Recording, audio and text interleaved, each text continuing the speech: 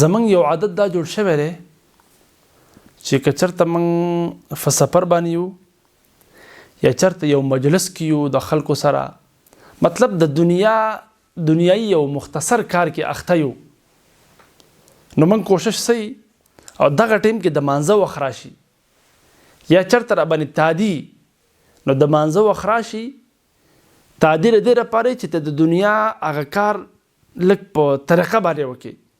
نو چې د مانځه وخت راشي نو موږ بل ته وایو یاره زه به ورځم په منډه مونځ کوم، چې یو کس لږ په مسجد کې یا د مانځه په ځای کې لږ ایثار شي، ډېر هلکه زر کوه ناوخته دی کو، تا خو مونځ ډېر ایثار کو. لکه دا مونځ په عباداتو کې دا مونځ موږ دومره ناشنا څیز ګرځولی دی چې بس زموږ د عادت ګرځولی شوی دی چې موږ وایو چې یاره بس زر یې کوه، ځان ته خلاص که. نو آیا مونځ د ځان خلاصولو دپاره دی؟ مونځ خو د الله سره خبرې دي.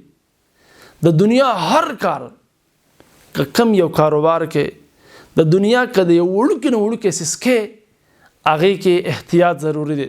هلکه وایي په قلاره وکړه، که د بجلۍ کار کې چې څه کې وایي احتیاط سره کار کوه هلکه خراب دنه نه شي، ځان خوږ نه کړي، چېرته ونه غورځېږي. نو آیا چې زه مونځ کوم نو په مانځه کې آیا دا تصور ما چېرته راوستی دی ذهن ته چې زه خو الله ته ودرېدم، زه به په احتیاط سره په مانځه کې ودرېږم او په احتیاط سره به خپل مونځ پوره کوم.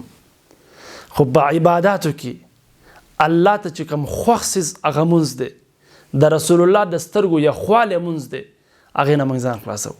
او دا موږ څه کوو؟ زموږ دا سوچ دی چې زه چېرته په الله باندې احسان وراړم، لکه چېرته ما د الله سره ښېګړه وکړه، بس مونځ وکړم او ځان ته خلاص کړم، بس زما مونځ شو.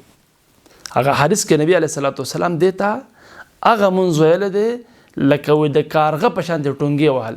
رسول الله مبارک فرمایي وایي په خلکو کې د ټولو نه بدترین غلا هغه دی چې په مانځه کې غلا کوي.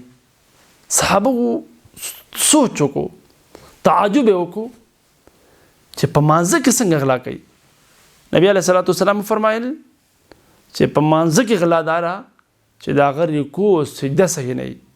نو چې ته د کارغه په شانتې ټونګې وهي او زر مونځ کې چې بس اوس درلم، بس تادي کوه زر راځه، نو هغه مونځ کې خو بیا خشوع او خضوع رانله. حذیفه رضی الله عنه هغه یو سړی ولیدو مونځ یې کاو خو په ناشنا طریقې مونځ کاو. نو حذیفه رضی الله عنه ته تپوس کوي وایي د څومره ټیم نه داسې مونځ کوې؟ هغه ورته وایي د 40 کالو نه داسې مونځ کومه. حذیفه رضی الله عنه ورته وایي د 40 کالو نه دی یو عبادت یو مونځ هم قبول نه دی. نو که چېرې موږ د دنیا په معاملاتو کې جلدي نه کوو نو د آخرت په معاملاتو کې او بیا خاص کر د مانځه په معامله کې ولې جلدي کوو؟ نو خپل مونځونه ټیک کړو.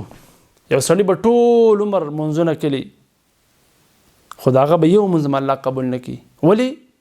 که رکوع یې ټیک وي نو سجده به یې ټیک نه وي، که سجده یې ټیک وي قیام به یې ټیک نه وي. نو د خپلو مونځونو باندې توجه پکار ده چې آیا ماته د مانځه ترجمه معلوم ده که نه ده معلوم، د مانځه کې چې کوم فرایض او واجبات دي، مستحبات دي، سنت دي، هغه ماته معلوم دي که نه دي. نو راځئ چې خپل مونځ ټیک کړو چې الله هم دنیا هم ښایسته کړي، آخرت هم ښایسته کړي.